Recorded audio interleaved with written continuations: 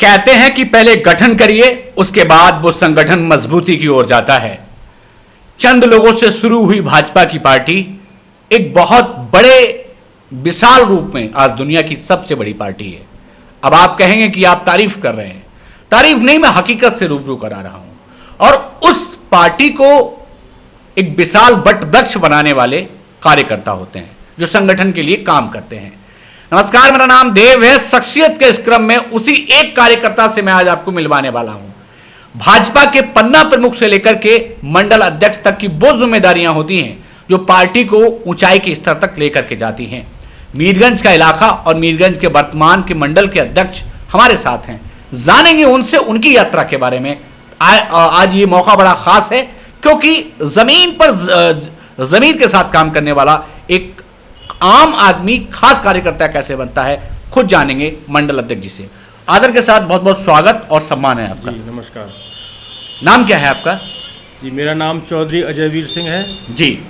और मैं यही इसी ग्राम हरूरी से बिलोंग करता हूँ जी। यही मेरी जन्मभूमि है, यही मेरी कर्मभूमि है। हम थोड़ा पारिवारिक पृष्ठभूमि के बारे में जानना चाहते हैं। पारिवारिक पृष्ठभूमि क्या रही है आपकी?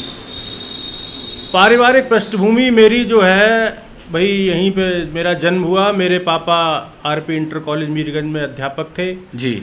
और 2006 में उन्होंने मतलब रिटायर हो गए थे वो जी। और अब जो है उनका आशीर्वाद अब भी मेरे साथ बना हुआ है जी।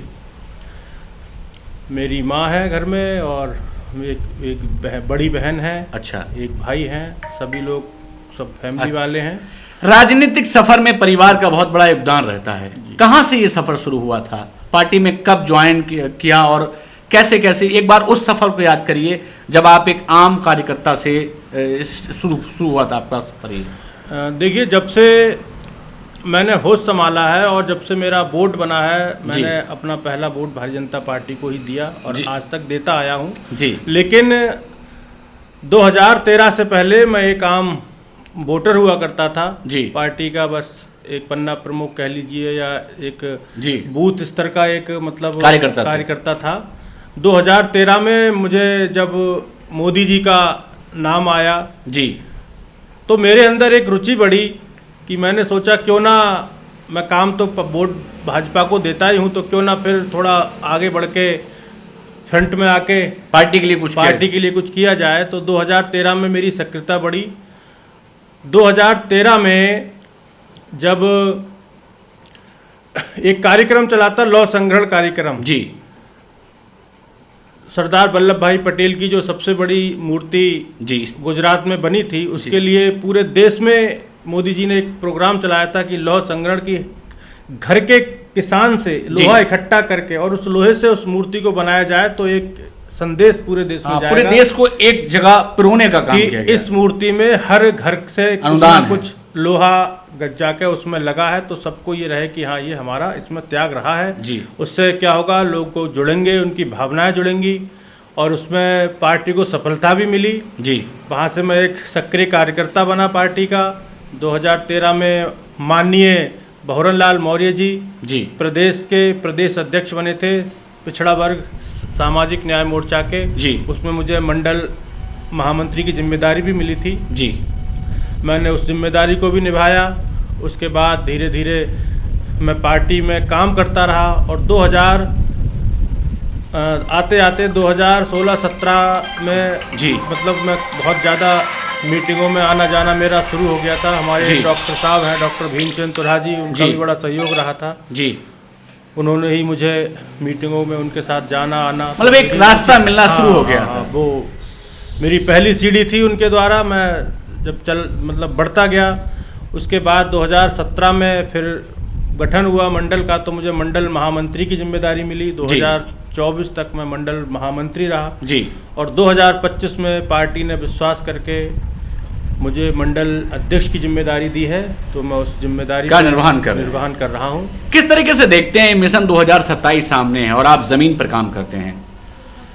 देखिए, भाजपा का जो एक मिशन है, सबकी पार्टी है और भारत में एक अकेली लोकतांत्रिक पार्टी है जिसमें कोई परिवारवाद नहीं है जी।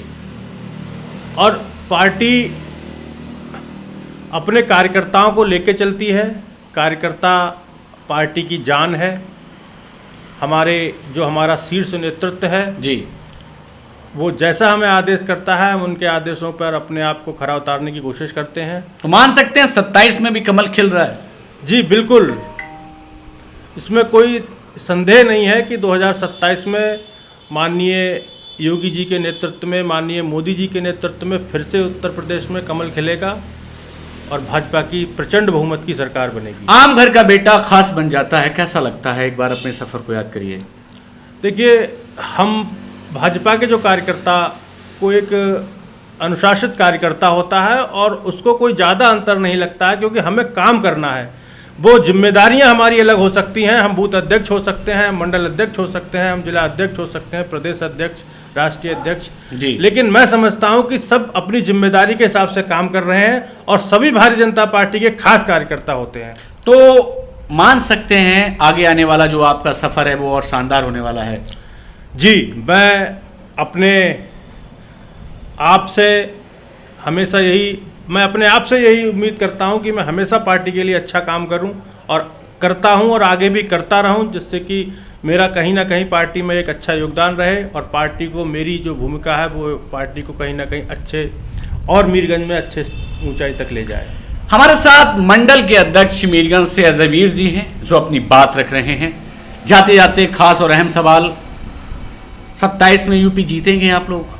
जी बिल्कुल, मैंने आपसे बता दिया कि 100%, इसमें कोई संदेह नहीं है कि 2027 से ही मोदी जी ने कहा कि हम अगले 50 साल का विजन लेके चल रहे हैं कि भारतीय जनता पार्टी की सरकार, हम 27 को नहीं देखते, हम 2032 को नहीं देखते, हम 50 साल का विजन लेकर चल रहे हैं कि हम भारत में 50 साल भारतीय जनता पार्टी का शासन रहे और भारत को इतना मजबूत बना दे कि आने वाला समय भारत का हो और भारत विश्व गुरु बनकर इस पूरे विश्व का जो है वो मार्गदर्शन करे। हमारे साथ जुड़ने के लिए बहुत शुक्रिया। भारत विश्व गुरु बनेगा, भाजपा अगले 50 साल तक देश पर उसका शासन रहे। एक मंडल के कार्यकर्ता की विचारधारा को आपने सुना और आगे आने वाला वक्त बताएगा 2027 में क्या होगा। लेकिन एक आम कार्यकर्ता भाजपा में खास कैसे बन सकता है, हमने खुद एक कार्यकर्ता से जाना। आज के इस कार्यक्रम में सिर्फ इतना ही। कैमरा पर्सन प्रकाश के साथ मीरगंज से मैं देव। आज के लिए नमस्कार और एक बार पुनः हमारे साथ जुड़ने के लिए आपका हृदय की गहराई से धन्यवाद। आपका भी बहुत बहुत धन्यवाद।